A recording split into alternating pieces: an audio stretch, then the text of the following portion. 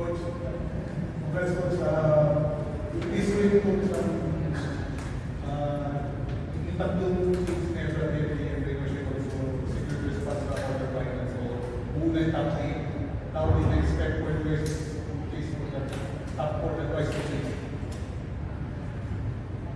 Yun na coach, your case for the top 4. Yeah.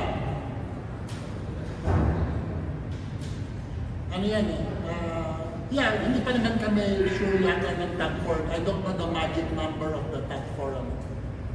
But still, kailangan namin ng panalo mas kung paano in our next 2 games.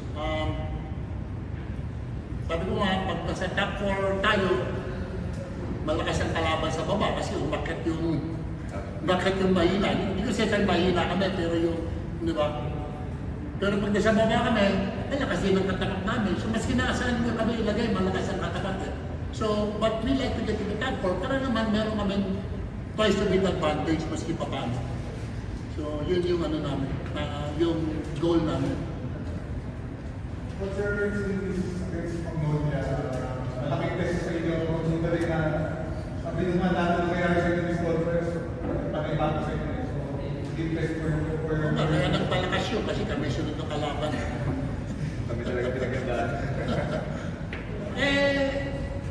Ganun, kung malakas sila, basta gawa lang kami ng paraan. Gaya ngayon, kulang-kulang kami, gawa lang ng paraan, subok lang, effort lang, yan.